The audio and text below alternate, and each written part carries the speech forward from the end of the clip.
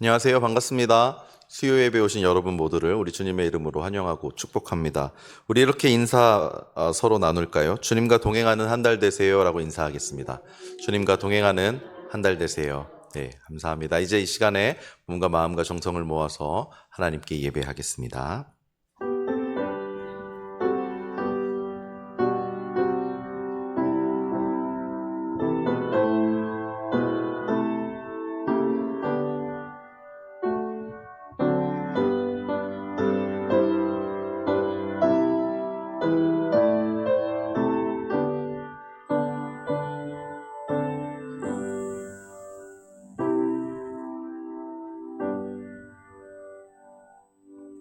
영원한 생명의 자리로 우리들을 초청하시는 하나님 아버지 감사를 드립니다. 주님께서 주시는 생명 안에서 푸르고 복된 삶을 살아가는 우리 되게 하옵소서. 주님의 말씀을 바라며 모인 이곳에 주의 성령께서 임재하셔서 기쁨과 감사 그리고 하나님의 은혜가 가득하게 하옵소서. 예수님의 이름으로 기도합니다. 아멘. 다 함께 찬송가 421장 찬양하겠습니다. 찬송가 421장입니다.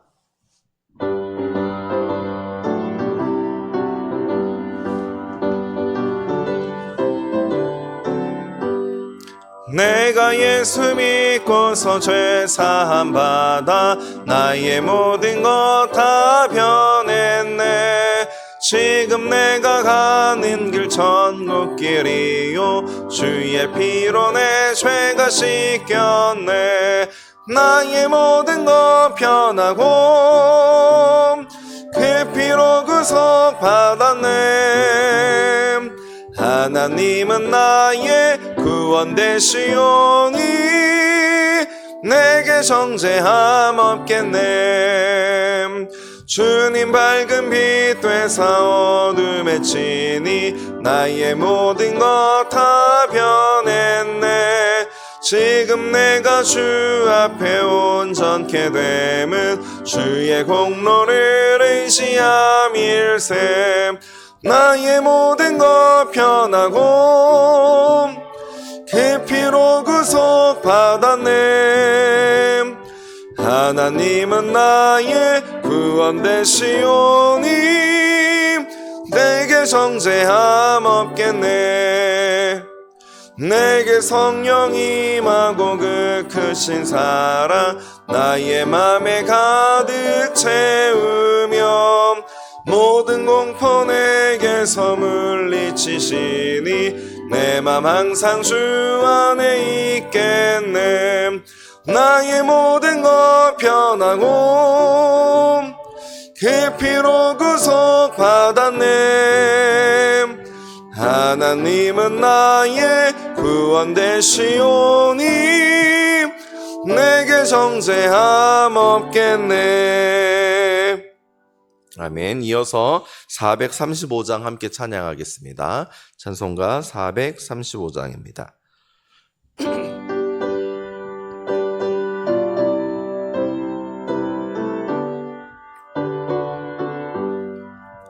나의 영원하신 기업 생명보다 귀하다. 나의 갈 길 다가도록 나와 동행하소서.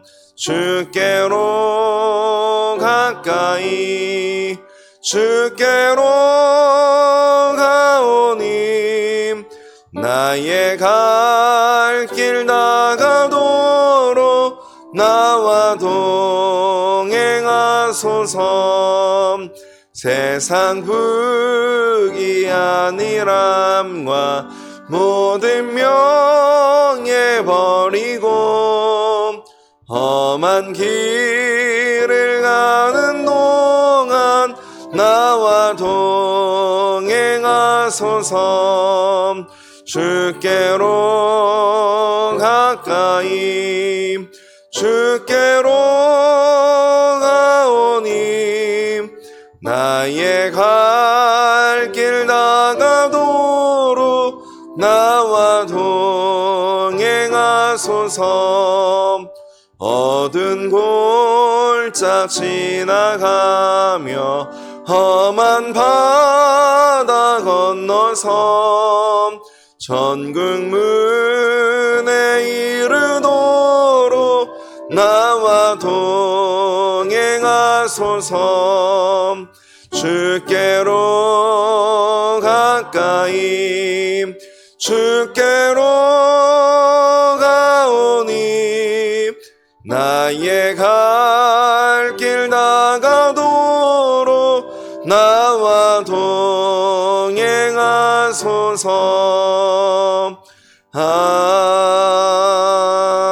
아멘. 이 시간 종교개혁자 깔백의 네 번째 기도를 우리 함께 합독으로 기도하도록 하겠습니다. 화면을 보시고 우리 함께 기도하겠습니다. 네, 세 번째네요. 함께 기도합니다. 전능하신 하나님, 일찍이 손을 내밀어 우리를 성별하게 하사 하나님의 백성으로 삼아주셨으니 아버지 하나님의 은혜가 영원토록 우리와 함께 하시기를 원합니다. 그 은혜를 받은 우리가 하나님의 이름을 영화롭게 할 수 있도록 언제나 노력하게 하소서. 우리를 품에 안아주신 하나님의 선하심이 독생자의 보혈로 허락하신 천국에서 우리가 모든 축복을 충만하게 누리도록 우리가 들어갈 그날까지 항상 함께하기를 원하옵나이다. 예수님의 이름으로 기도합니다. 아멘.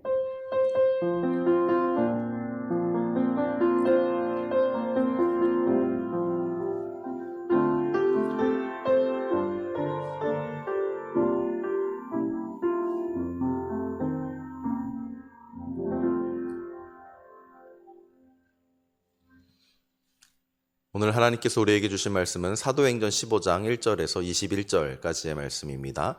신약성경 212쪽에 있습니다. 사도행전 15장 1절에서 21절까지의 말씀입니다. 주신 말씀을 우리 함께 한 절씩 교독하도록 하겠습니다. 하나님의 말씀을 교독합니다. 어떤 사람들이 유대로부터 내려와서 형제들을 가르치되 너희가 모세의 법대로 할례를 받지 아니하면 능히 구원을 받지 못하리라 하니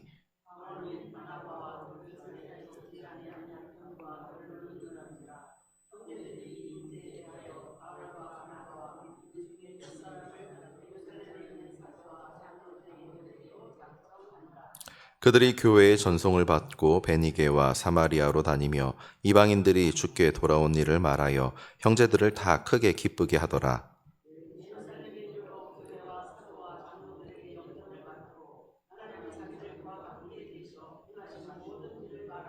바리새파 중에 어떤 믿는 사람들이 일어나 말하되 이방인에게 할례를 행하고 모세의 율법을 지키라 명하는 것이 마땅하다 하니라.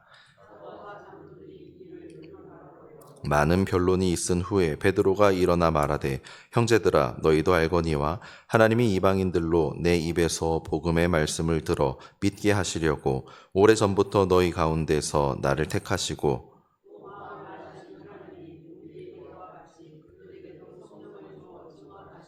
믿음으로 그들의 마음을 깨끗이 하사 그들이나 우리나 차별하지 아니하셨느니라.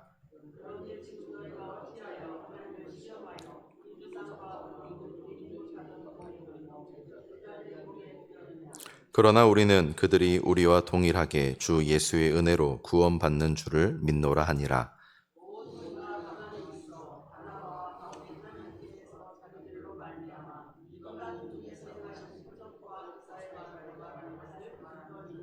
말을 마침에 야고보가 대답하여 이르되 형제들아 내 말을 들으라.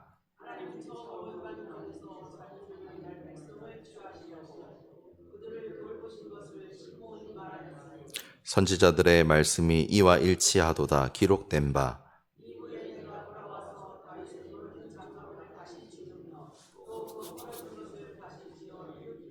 이는 그 남은 사람들과 내 이름으로 일컬음을 받는 모든 이방인들로 주를 찾게 하려 함이라 하셨으니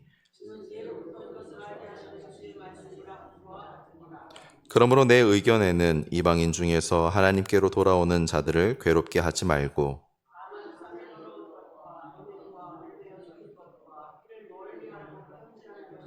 함께 보겠습니다. 이는 예로부터 각 성에서 모세를 전하는 자가 있어 안식일마다 회당에서 그 글을 읽음이라 하더라. 아멘. 이제 목사님께서 하나님의 말씀 전해주시겠습니다. 하나님께서 허락하신 은혜가 가득하시기 바랍니다.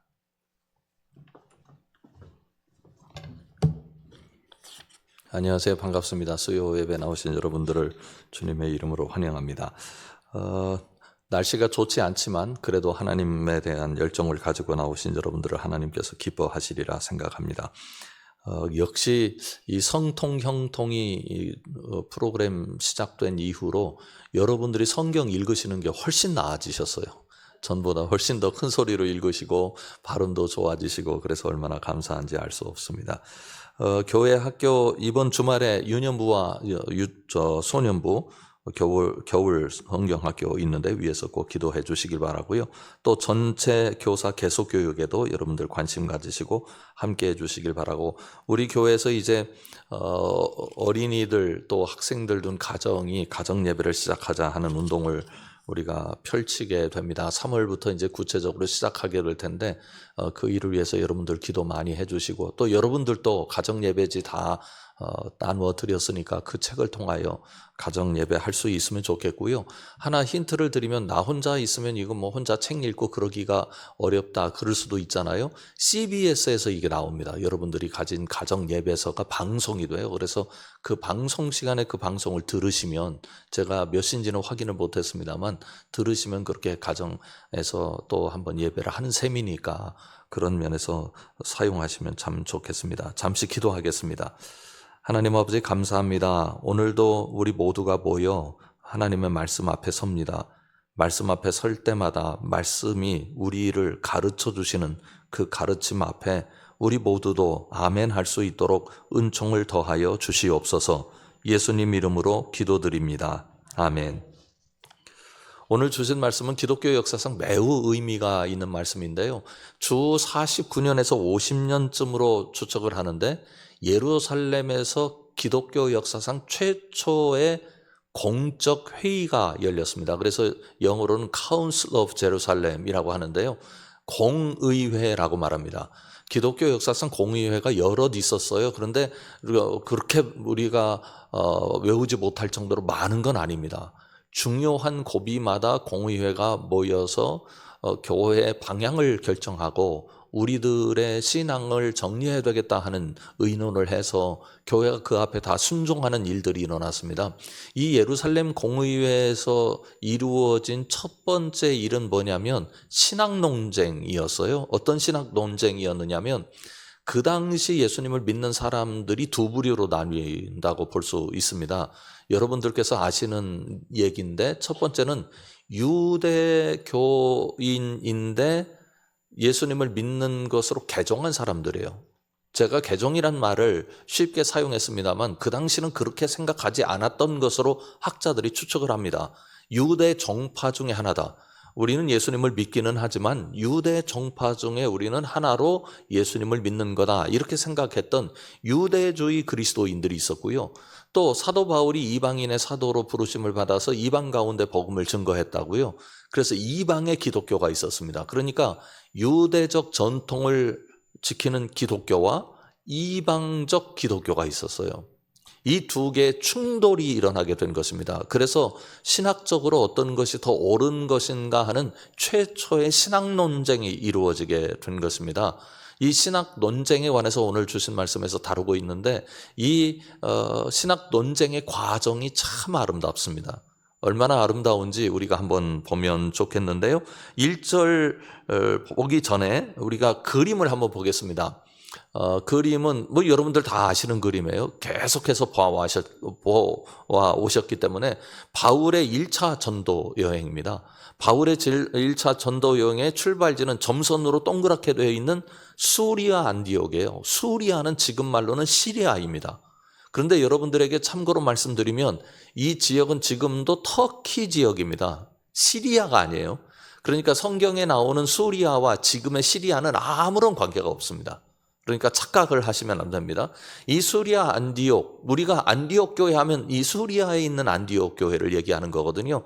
안디옥 교회에서 사도 바울과 바나바가 무엇으로 파송을 받습니까? 선교사로 파송을 받아서 바나바의 고향으로 먼저 들어가서 선교를 하죠. 거기가 구브로입니다. 그래서 화살표대로 돌아서 쭉 선교 활동을 하다가 어디로 다시 돌아오게 됐느냐면 수리아 안디옥으로 다시 돌아오게 되었습니다.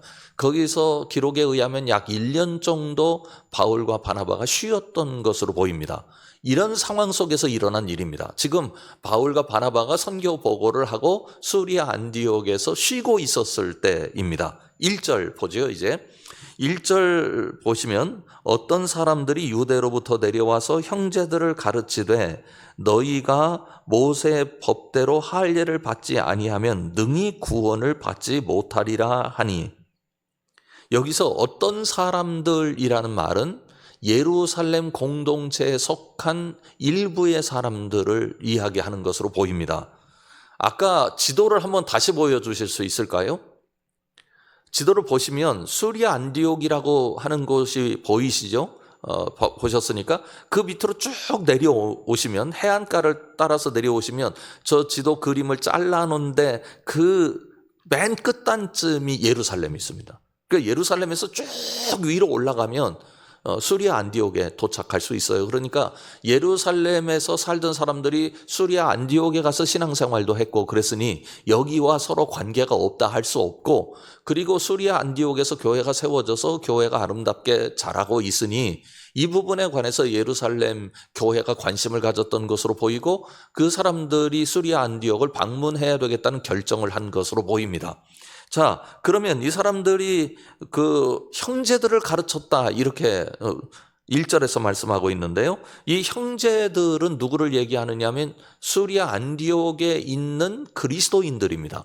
그런데 수리아 안디옥에 있는 그리스도인들은 두 종류의 그리스도인들이 있었을 것으로 추측을 해요. 한 종류는 예루살렘에서 그쪽으로 간 그리스도인들, 그리고 거기서 예수님을 믿게 된 그리스도인들, 이렇게 되어 있으니까 그저 그 당시에 서로들 교인들을 부를 때 우리는 형제들이다 이렇게 불렀던 것으로 보입니다. 그런데 문제가 어떤 거였느냐면 바울과 바나바가 가르친 복음은 할례를 받지 않아도, 할례라고 하는 것은 예루살렘이 가지고 있는 유대 전통을 말합니다. 그것을 상징하는 언어인데 유대 전통을 지키지 않아도 여러분들은 예수님을 믿을 수 있습니다. 이게 복음의 중요한 내용이었어요. 그래서 그 내용을 가지고 아까 보셨던 지도대로 구브로도 가고 그 나머지 지역을 돌면서 이제 복음을 전파하게 된 것이죠. 그걸 누가 다 알고 있느냐면 안디옥 교회가 다 알고 있습니다. 안디옥 교회가 파송한 선교사들이니까요.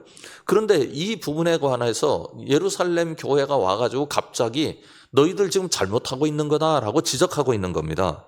모세 법대로 할례를 받지 아니하면 능히 구원을 받지 못한다.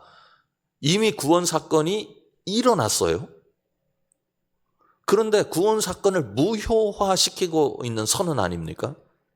여러분, 여기서 우리가 한 가지 주목할 내용이 있습니다. 그건 뭐냐면 예루살렘에 있는 사람들에게 모세의 전통을 지켜서 할례를 받는 것은 당연한 일입니다. 그렇죠. 민족적 전통이고 종교적 전통이고 문화적 전통이고 그들의 삶의 전통입니다. 그런데 이 사람들이 이 전통을 지키다가 예수님을 믿게 된 거잖아요. 그러니까 이 사람들이 할례를 받아야 한다고 하는 것, 주장하는 건 그들에게는 충분히 옳을 수 있어요. 그렇지 않겠어요? 본인들의 전통이 그렇게 왔으니까. 그런데 나에게 옳은 것이 너에게도 옳으냐 하는 문제를 여기서 얘기를 하고 있는 겁니다. 이방 사람들은 할례도 몰라요. 모세 율법도 몰라요. 이방 사람들은 예수 그리스도의 십자가와 부활을 알게 됐어요. 그래서 예수 그리스도의 십자가와 부활을 우리가 믿으면 구원을 받는다고 배웠다고요. 그래서 구원의 기쁨을 누리고 교회가 형성되었습니다. 그러면 예루살렘 전통을 가지고 있는 사람들이라 할지라도 이게 우리에게는 맞지만 누구에게는 안 맞아요. 이방인들에게는 안 맞는 얘기예요. 제가 주목해야 된다고 하는 것은 바로 이 부분입니다. 내게 맞는다고 해서 너에게도 맞는다는 생각을 우리가 많이 가지고 있어요. 특별히 신앙적으로 그렇습니다. 다 신앙적인 특징이 있습니다. 어떤 분은 참 기도를 많이 하시고 어떤 분은 자나깨나 성경 읽으시는 분들이 계세요. 저희 아버님이 90이 넘으셨는데도 1년이면 두세 번 성경을 읽으신다고요. 그게 아주 귀한 전통으로 생각을 해요. 그 성경이 너덜너덜해요. 그걸 자랑스럽게 여기시고. 그러니까 사람마다 체험이 다르고 문화가 다르고 또 신앙을 배운 대상이 달라서 자기의 신앙적 전통이 다 다른 겁니다. 그런데 그거를 마치 절대적인 것으로 여기고 다른 사람도 그러하길 원하는 신앙적 자세는 하나님 앞에서 옳지 않은 거예요. 그리고 또 하나가 있어요. 그건 뭐냐면 교회적 전통이 달라요. 특별히 이제 개신교의 특징이 그건데 천주교는 A교회 가도 B교회 가도 비슷해요. 그리고 교황청에서 지시하고 그리고 우리나라 교구에서 결정한 것만 가르칩니다. 그래서 신앙 고백이 아주 단조롭고 한 선이라고요. 여러 선이 별로 없어요. 근데 개신교는 각각 교회마다 전통이 다르고 여러 가지 복음에 대한 이해가 다르다고요. 큰 줄기는 같습니다만 가지가 각각 다른 것처럼요. 왜 한 나무에서 열매를 따도 그 열매 맛이 다 다르잖아요. 그것처럼 개신교는 그런 특징을 가지고 있으니 우리 교회가 가진 전통이 남의 교회에도 지켜져야 되는 건 아니에요. 간혹 우리 교인 중에 다른 교회로 갈 수 있겠죠. 그러면 좀 불편할 겁니다. 여러 가지로. 왜? 전통이 달라서요. 다른 교회에서 신앙생활 하시던 분들이 우리 교회에 오시면 그것도 또 불편할 거예요. 전통이 달라서요. 우리가 여기서 두 가지 결정을 할 필요가 있습니다. 첫 번째 결정, 사실은 오늘 이것이 말씀에 굉장히 중요한 요소인데 첫 번째 결정은 뭐냐면 나의 신앙적 전통을 절대화시키면 안 된다는 거예요. 내가 신앙이라고 하는 것은 옳아요. 그렇죠? 신앙이라고 하는 것은 옳아요. 그러나 그것 때문에 생겨난 문화나 그것 때문에 생겨난 어떤 독특한 전통들은 다 옳지 않을 수 있어요. 생각을 해보면 시대에 따라서 다르고 그 사람의 삶의 양식에 따라서 다르다고요. 전에는 강당 안에 감히 드럼 저런 게 어떻게 올라올 수 있어요? 있을 수 없는 일이에요. 옛날에는 저걸 비진리처럼 생각했다고요, 교회가. 우리 교회는 어떤지 모르겠습니다만 전에 어떤 교회 얘기를 들어보니까 꽤 오래전 일이죠. 교회 앞에서 기타를 치면서 찬양 인도를 했다고 그분이 얼마나 혼났는지 그분 그 교회 못 다니고 다른 교회로 옮겼다고요. 지금은 교회 앞에서 예배당 앞에서 기타 치는 게 너무 자연스러운 일이잖아요. 그러니까 그게 참 어떤 면에서는 우스꽝스러운 거다. 그렇지만 한계는 가지고 있어요. 그 시대가 있고 그 전통이 있는 거고 그것도 나쁜 게 아니라고요. 이건 좋고 나쁨의 문제가 아니에요. 그러나 남에게 강요하면 안 된다. 전통이 신앙은 아니다. 신앙이 전통을 만들어내는 것이지 하는 생각을 첫 번째 할 수 있어야 되고요. 두 번째 또 하나는 어떤 거냐면 신앙이라고 하는 것은 나에게 성경의 내용을 대입시키는 게 아니라 거꾸로 성경에 나를 대입시키는 거예요. 이게 신앙이에요. 우리가 성경을 왜 읽어야 하느냐? 성통 형통이 왜 중요하냐? 늘 성경을 읽으시는 분들한테는 성통 형통이라고 하는 게 특별한 프로그램이 아닙니다. 또 성통 형통이 어떤 면에서는 깊이 말씀을 묵상하는 분들한테는 이건 꼭 이렇게 성경을 읽어야 되나? 그런 생각하실 수도 있어요. 그런데 성경 읽는 건 매우 중요합니다. 어찌됐든 큐티를 하시든 아니면 성경을 읽으시든 중요한 건데 성경을 읽는 목적이 뭐냐? 그 말씀으로 나를 고치려고 하는 거예요. 그 말씀으로 나를 새롭게 하려고 하는 거예요.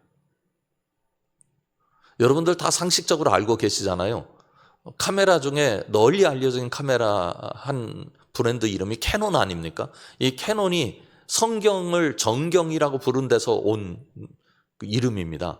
카논이라고 불렀는데 정경을 그건 어떤 뜻이냐면 자라는 뜻이에요. 재보는 거예요. 왜 성경을 왜 읽느냐? 우리를 재보려고. 또 성경을 거울이라고도 얘기하잖아요. 나를 비춰보려고. 저번에는 제가 김치찌개를 먹었는지 하여튼 빨간 고추장이 들어가 있는 것을 먹었는데 이 턱 밑에 묻었는데 그걸 제가 모르고 있었던 모양이에요. 그래가지고 계속해서 턱 밑에다가 고추장을 묻히고 다닌 거 아닙니까? 제가 알아요? 몰라요? 몰라요. 고추장도 묻은 줄 모르고 담대하게 다른 사람들과 얘기하고 만났을 거라고요. 근데 알았으면 이거 어떻게 했겠어요? 빨리 닦았을 거라고요. 성경이 그런 거예요. 나를 보게 만드는 책이에요. 성경을 내가 보는 게 아니라 성경이 나를 보게 만드는 거거든요. 이 사람들의 잘못은 뭐냐면 모세의 법대로 할례를 받지 아니하면 능히 구원을 받지 못한다 하는 이야기를 이방인들에게 하고 있는 거죠. 그래서 2절에 보면 이렇게 기록합니다. 바울 및 바나바와 그들 사이에 적지 아니한 다툼과 변론이 일어난지라. 이제 문제가 생겼어요. 바울과 바나바는 그렇게 가르치지 않았는데 예루살렘에서 온 사람들이 그렇게 가르쳐 주니까 충돌이 생겼습니다. 그래서 이 충돌을 어떻게 해결하기로 했느냐면 그 중에 몇 사람을 예루살렘에 있는 사도와 장로들에게 보내기로 결정을 했습니다. 여기가 저는 참 아름답다고 봐요. 지금 예루살렘 전통이라고 하는 것은 모세 율법을 지켜야 우리가 구원을 받습니다 라고 하는 신앙적인 전통을 고수하고 있고, 그리고 바울과 바나바는 그거 아니다, 그건 잘못된 해석이다 라고 생각을 하고 있는 두 양자의 충돌입니다. 그러면 헤어지면 돼요. 가장 간단한 방법이잖아요. 바울과 바나바가 나 예루살렘과 이제 끊겠습니다, 이런 식으로 하면 우리 예루살렘과 더 이상 함께 할 수 없습니다 그랬는데, 그렇게 생각할 수 있는데 바울과 바나바가 예루살렘에 가자고 그런 거예요. 이게 아름다운 거예요. 그 사람들이 우리를 지금 힘들게 만들고 있는, 우리가 잘못된 일을 한 것도 아닌데 잘못됐다고 지적을 하고 있는 그런 상황인데, 그러나 그 사람들과 대화해서 바른 길을 찾고자 하는 바울과 바나바의 태도가 바로 그리스도인의 가장 중요한 모범적인 태도라고 볼 수 있습니다. 그래서 올라가요. 그런데 3절 한번 보십시오. 다 같이 읽어볼까요? 그들이 교회의 전송을 받고 베니게와 사마리아로 다니며 이방인들이 주께 돌아온 일을 형제들을 다 크게 기뻐하더라.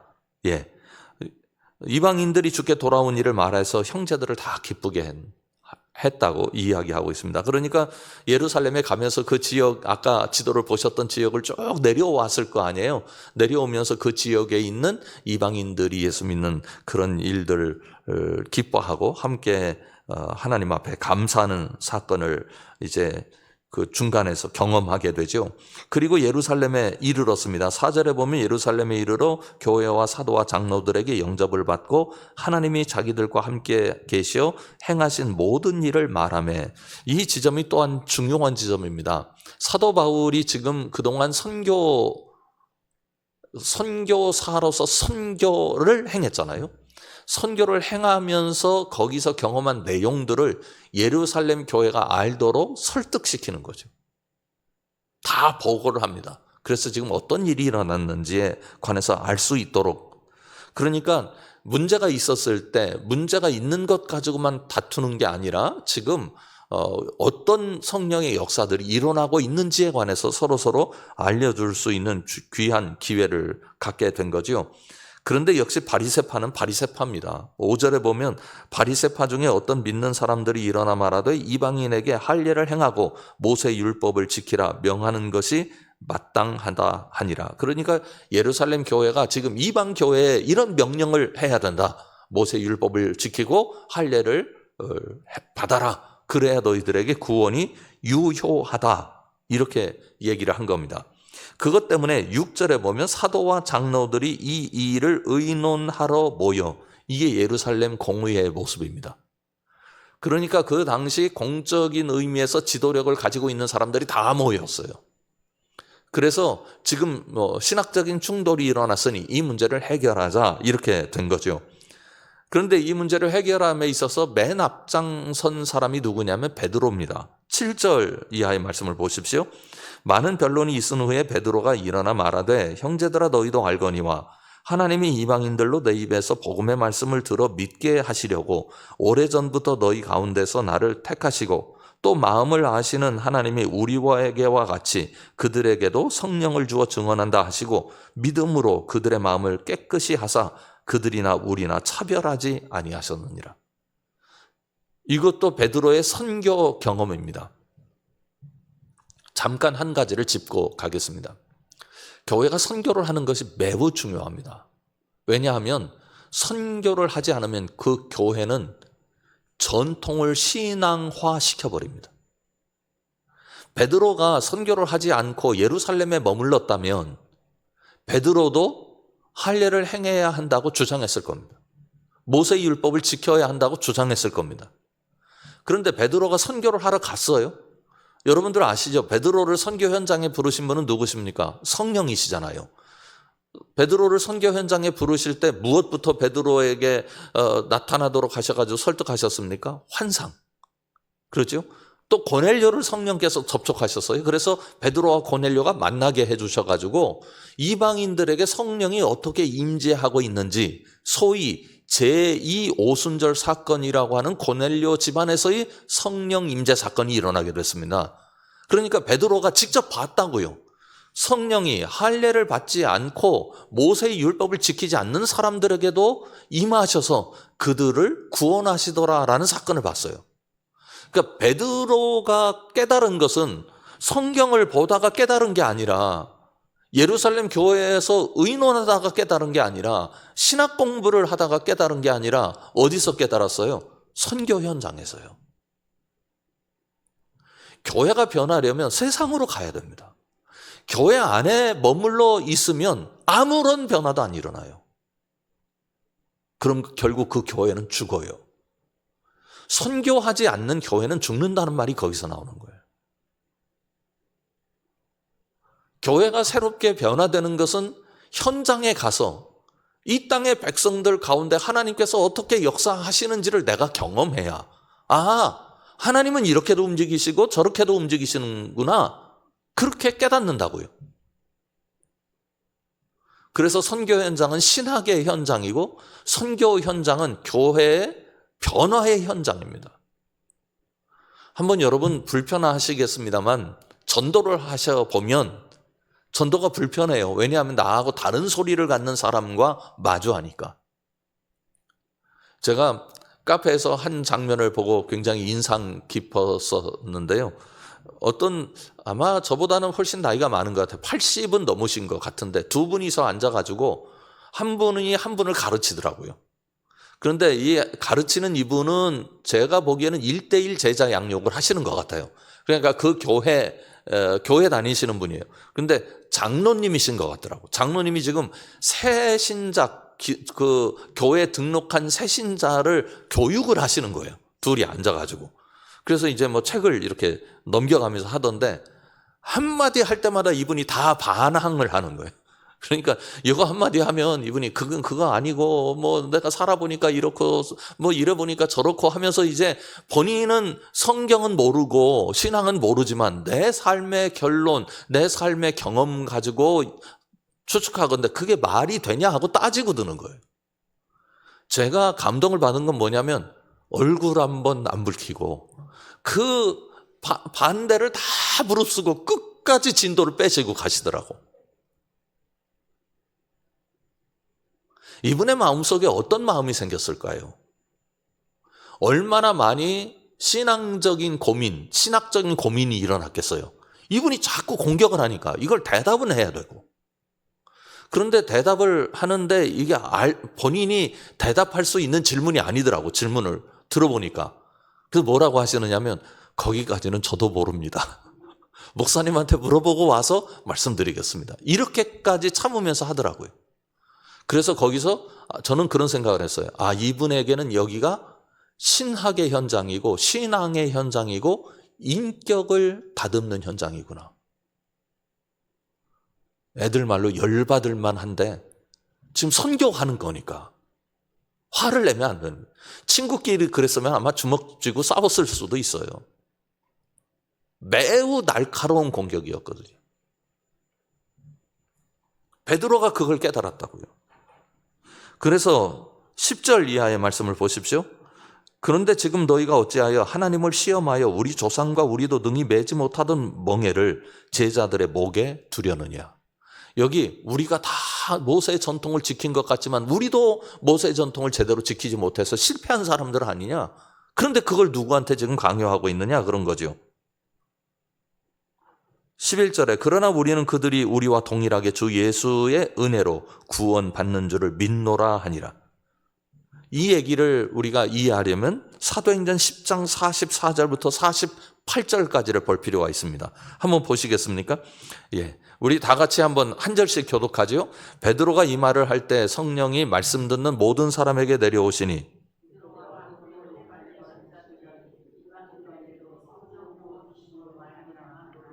이는 방언을 말하며 하나님 높임을 들음이로라.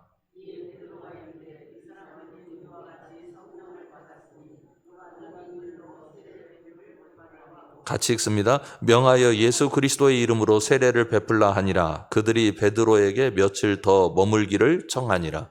아멘. 누가 능히 표현이 있잖아요. 그런데 지금 누가 이거를 막고 있는 겁니까? 바리새파 기독교인들이. 그리고 예루살렘에서 내려온 사람들이 이것을 막고 있습니다. 베드로가 이렇게 그 공동체에서 신학적 논쟁을 하면서 설득을 하려고 할 때 야고보가 나섭니다. 13절 이하의 말씀을 보십시오. 말을 마침에 야고보가 대답하여 이르되 형제들아 내 말을 들으라. 하나님이 처음으로 이방인 중에서 자기 이름을 위할 백성을 취하시려고 그들을 돌보신 것을 시므온이 말하였으니 선지자들의 말씀이 이와 일치하도다. 기록된 바 이후에 내가 돌아와서 다윗의 무너진 장막을 다시 지으며 또 그 허물어진 것을 다시 지어 일으키리니 17절입니다. 이는 그 남은 사람들과 내 이름으로 일컬음을 받는 모든 이방인들로 주를 찾게 하려 함이라 하셨으니 구약을 이제 가지고 설득을 합니다. 그런데 제 눈에 띄는 것은 14절입니다. 14절을 다시 보십시오. 하나님이 처음으로 이방인 중에서 자기 이름을 위할 백성을 취하시려고 그들을 돌보신 것을 그 다음 뭐라고 얘기하고 있느냐면 시므온이 말하였으니, 이 시므온은 이미 이방인들 사이에서는 이름이 뭐로 되어 있어요? 베드로로요. 그러니까 이 베드로는 세 가지 이름을 가지고 있어요. 하나는 유대 이름입니다. 시므온 혹은 시몬 그렇게 발음을 하기도 하고요. 우리나라 성경에서는 그 다음에 게바, 이건 아람어 이름입니다. 이스라엘 사람들이 아람 방언을 사용했죠. 갈릴리 지역에서요. 그 다음에 베드로, 이건 헬라어 이름입니다. 그런데 야고보가 얘기할 때 헬라어 이름도 있고 아람어 이름도 있는데 뭐 이름을 끄집어내서 지금 말한 거예요? 시므온이라고요. 왜냐하면 그 위에서 그 7절에 보면 많은 변론이 있은 후에 베드로가 일어나 말하되 이렇게 얘기를 하고 있거든요. 그러면 당연히 야고보가 누구라고 얘기를 해야 되겠습니까? 베드로를 부를 때 베드로라고 불러야 되죠. 그 시므온이라고 불렀던 이유는 뭘까요? 유대주의 그리스도인들하고 일체감을 위해서. 그러니까 시므온이라는 사람은 낯선 사람이 아니고 우리 중에 하나다. 우리는 그를 베드로라 부르지도 않고 게바라 부르지도 않고 뭐라 부른다? 시므온이라 부른다. 그런데 우리가 우리 형제여 우리와 함께한 시므온이라는 사람이 하나님의 역사로 말미암아 직접 경험한 내용을 들었으니 베드로의 이야기가 옳은 것 아닌가라고 이야기하는 거죠. 그래서 정서적으로 함께 유대하고 있다는 것을 알 수 있습니다. 계속 봅니다만 여기에 호칭들이 형제라는 말도 있고요, 제자라는 말도 있습니다. 그런데 제자, 형제 이런 말들을 예루살렘 공동체만 사용하는 게 아니라 이방 공동체에 대해서도 베드로도 그리고 야고보도 사용하고 있습니다. 그래서 우리가 하나의 공동체인데 서로 지금 다른 생각을 가지고 있을 뿐이다 라고 하는 전제를 가지고 예루살렘 공의회를 이끌고 가는 거죠. 이것 또한 얼마나 아름다운 자세인지 모르겠습니다. 우리나라 사람들은 굉장히 다혈질적입니다. 매운 거 잘 먹는 사람들이 다혈질적인 것 같아요. 보면 그런 민족들이. 그래서요, 우리나라 사람들은 싸우면 끝장나는 것처럼 싸워요. 요즘은 좀 덜합니다만 요즘 국회 싸우는 것도 보니까 그렇게 싸우더라고요. 나중에는 또 형님 동생 할 거면서 끝장나는 것처럼 싸워요. 그런데 이 단일 민족 국가라고 하는 게 어떤 특징이 있느냐 하면 그렇게 끝장나게 싸워도 다시 봐요. 그런 정서적인 유대가 있어요. 근데 미국에서 사는 사람이 한국 사람이고 멕시코 사람인데 끝장날 정도로 싸웠다고 봐요. 그럼 다시 보겠어요? 절대로 안 보는 거죠. 그러니 여기에 있는 지금 이 야고보나 베드로나 그리고 비록 할례를 행해야 된다, 모세의 전통을 지켜야 한다고 하는 이 강력한 유대주의적 그리스도인들조차도 우리가 예수 그리스도 안에서 모두가 한 형제요 자매라고 하는 기본적인 인식은 가지고 있다. 그런데 전통이 다른 것을 이제 강조하는 바람에 이런 신학적인 논쟁이 일어나게 되었다 하는 것을 알 수 있습니다. 그래서 모든 이방인들도 주를 찾게 하려 함이니 그래서 결정을 하자. 그래서 결정한 얘기가 나와요. 19절부터 21절까지 다 같이 읽겠습니다. 시작. 그러므로 내 의견에는 이방인 중에서 하나님께로 돌아오는 자들을 괴롭게 하지 말고 다만 우상의 더러운 것과 음행과 목매어 죽인 것과 피를 멀리하라고 편지하는 것이 옳으니 이는 예로부터 각 성에서 모세를 전하는 자가 있어 안식일마다 회당에서 그 글을 읽음이라 하더라. 아멘. 이제 합치하는 지점이 생기게 된 거죠. 우상의 더러운 것, 음행과 목매어 죽인 것과 피를 멀리하라. 그러니까 모세의 전통을 다 지키고 할례까지 받아야 되는 것까지는 안 해도 된다. 그러나 이 정도는 해야 된다. 근데 이 정도는 해야 된다고 하는 결정을 한 이유가 있습니다. 그러니까 다 안 해도 된다. 그렇게 결정하지 않았고 세 가지 조건을 걸게 된 결정적인 이유는 21절 때문입니다. 이는 예로부터 각성에서 모세를 전하는 자가 있어 안식일마다 회당에서 그 글을 읽음이라 하더라. 이 얘기는 뭐냐면 그 이방인들이 사는 지역에 가서 바울과 바나바가 전도를 하잖아요. 그러면 전도를 하게 될 때 그 지역에 누가 있다고요? 이미 유대인들이 있다는 거예요. 회당을 지어놓고 사는 유대인들이 있다는 겁니다. 유대인들이 있으니 유대인들이 바나바와 바울의 선교를 저 나쁜 놈들 모세의 전통을 완전히 깨부순 사람들이네라고 공격하기 쉬워서, 그래도 모세의 전통에서 율법에서 우상의 더러운 것, 음행, 목매어 죽인 것, 피, 네 가지네요. 네 가지 정도는 지키는 것을 보여줌으로써 완전히 구약으로부터 떠난 사람들은 아니구나를 상식적으로 그리고 문화적으로 이해하도록 만들어주는 좋은 선교적 현장을 지금 제공하고 있는 셈이죠. 이런 지점들이 참 아름답습니다. 비록 서로 다른 생각을 가지고 있었기 때문에, 서로 다른 전통을 가지고 있었기 때문에 신학적으로 충돌이 일어났지만 이것을 해소시켜가는 과정 자체가 얼마나 아름다운지요. 주님께서 가르쳐 주신 것들을 다 지켜내면서 이 문제를 해결하고 있다, 그런 생각을 하게 하는 말씀입니다. 우리가 이 땅에 살아가면서 많은 전통들을 가지고 있는데 다시 한번 우리가 가진 전통에 대해서 물음표를 늘 찍어놓고 이것을 강요하거나 절대화시키는 부분에 관해서는 우리가 조심해야 할 것이고, 신앙적으로 남의 처한 상황이라든지 그분의 전통이라든지 그분이 가진 문화적 배경도 중요시 여기는 것이 신앙생활을 아름답게 하는 방식이다 하는 것을 다시 한번 배웠습니다. 우리 모두의 삶의 주변과 그리고 삶에서 가지고 있는 가치관이 하나님 앞에 아름답기를 주님의 이름으로 축원합니다. 기도하겠습니다. 하나님 아버지, 감사합니다. 저희들 예루살렘 공의회 사건을 우리가 함께 나누어 보았습니다. 거기에 주님의 아름다운 역사가 성령의 역사만큼 귀하게 일어나고 있다는 사실을 저희들 깨닫습니다.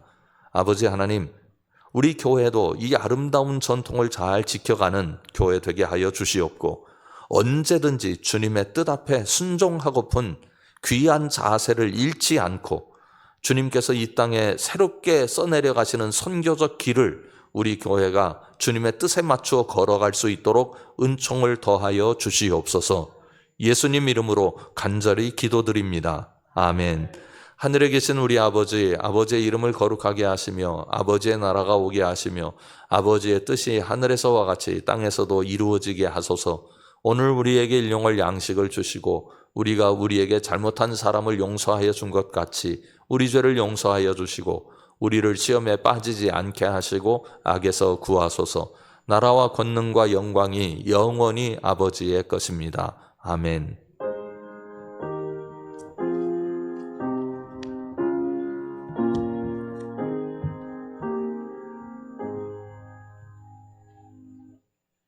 이상으로 예배를 마쳤습니다.